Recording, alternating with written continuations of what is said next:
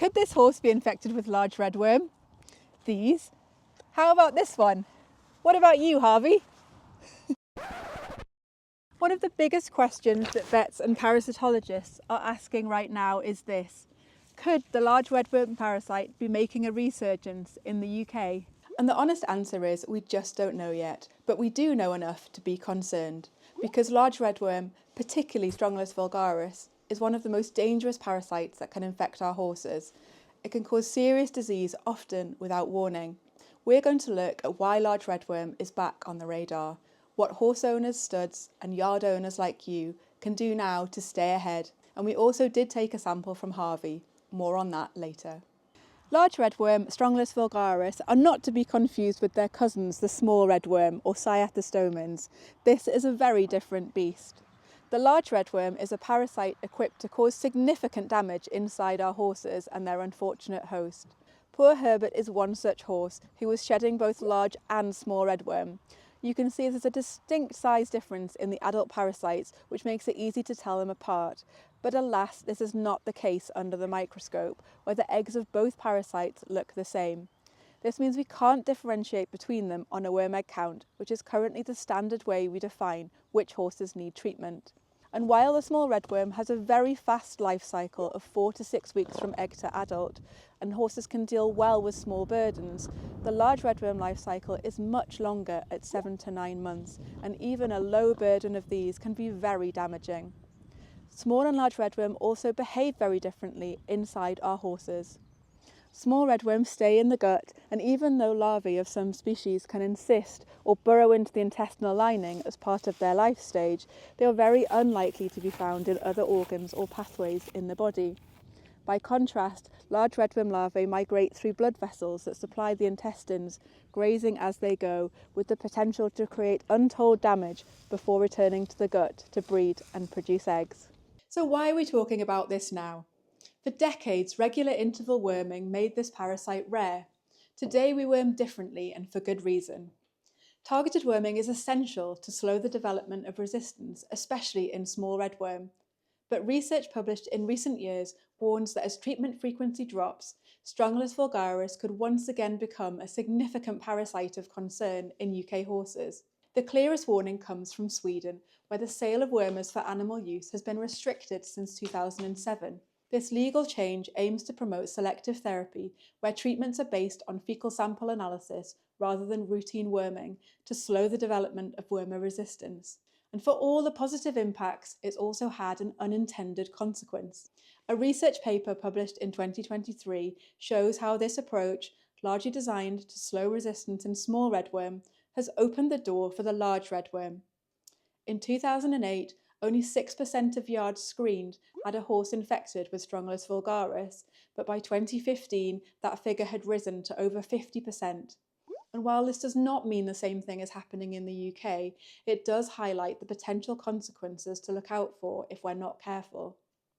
So much so that warnings have been issued recently by organisations such as the Horse Race Betting Levy Board in its codes of practice for the 2025 equine breeding season. It identifies there is significant concern about the re-emergence of large redworm species, especially Strongylus vulgaris. It's also cited in several recent research papers, such as in 2025, when Colgate and Floyd wrote, "This serves as precautionary evidence that Strongylus vulgaris could resume its role as a significant parasite of horses with the move to more targeted anthelmintic dosing regimen." And this is why surveillance is so crucial for large redworm now. We have to start looking for trouble before it finds us. So just why are these worms so dangerous? Well, it's mostly to do with the larvae, which are on the pasture, and these get ingested as the horses graze. They travel through the intestinal tract to the large intestine, and it's from here that our teenage worms go on what can only be described as a rampage through the arteries, grazing as they go, damaging artery walls and disrupting blood flow. And as you can imagine, this interruption impacts health in a variety of ways. Owners report vague peritonitis-type symptoms such as poor performance, weight loss, colics and lameness, while others show nothing at all until something really serious happens. Large redworm have been linked to catastrophic internal bleeding, particularly when horses are under physical strain, such as carrying broodmares and competition horses.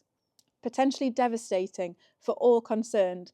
This is not a parasite we want quietly returning. So evidence-based parasite control is critical to make sure we don't miss parasite burdens while also minimising the development of resistance. And it starts with understanding the strengths and limits of the tests we already rely on. Welcome to Ponypoo HQ.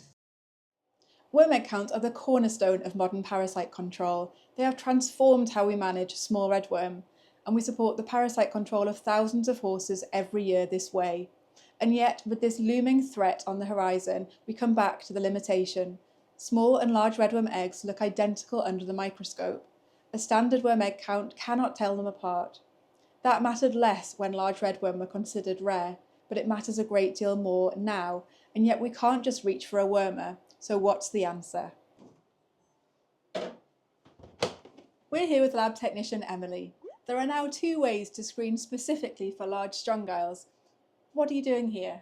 We're incubating fecal samples, so optimising any conditions for larvae to develop and hatch.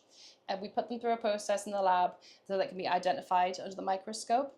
Larval culturing is practical, cost-effective and suitable for routine monitoring. And there's also a PCR, is that right? That's right. It looks at parasite DNA. It is faster in the lab, but also much more expensive. Both tests have a place depending on risk and circumstance. And we've taken a sample from Harvey for you to culture. What did you find?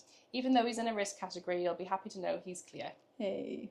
The complex bit takes place in the lab, but it's actually really easy for a horse owner to take and send a sample for testing. We've come out to the yard with Christy, who can talk us through it. It's exactly the same as taking a worm egg count. You just need to provide a bigger dung sample. So instead of just one of these, we need 6 pots filled to the top to exclude the air gap.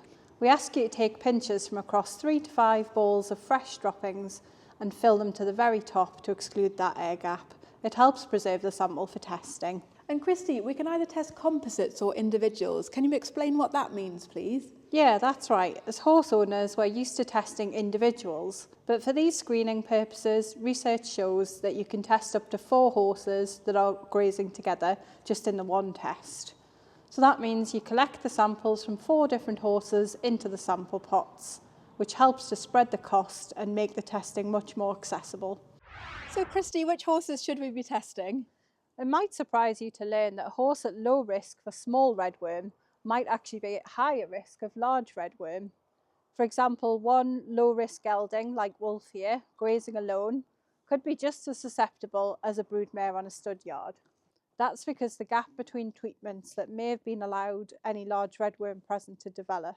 All horses would benefit from an annual test, but the particular groups we would recommend are studs and breeding operations with young stock, competition and sales yard, especially those that have international horse movement, properties with high stocking density or lots of horses coming and going. And lastly, just as we discussed, those horses on minimal or selective worming schedules. And what about timing? Adult horses should be screened annually, but that can be done at any time in the season. Foals should be tested at 7 to 9 months of age in order to make sure any large redworms they pick up are mature enough to be egg laying.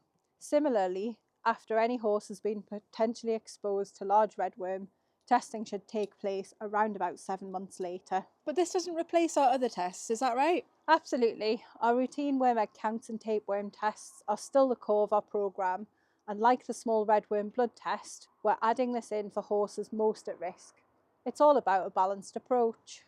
If large redworms are identified, treatment is recommended regardless of worm egg count results. Several wormer classes are licensed, but claims vary by species and life stage. And this makes testing even more important, so we have the information needed to choose the appropriate wormer. Treatment choice should always be guided by your prescriber. What matters most is this: we cannot afford to return to blanket treatments. Resistance remains one of the biggest threats to horse health. Targeted testing, informed decisions, and proportionate treatment are how we protect both our horses and the medicines we rely on. Large redworm may be showing signs of a possible comeback, but we don't want to let them catch us unprepared. If we start to build routine monitoring into our parasite control programmes with larval culturing, we can be ready to protect the health of our horses. Harvey here is all signed up and we hope that you are too.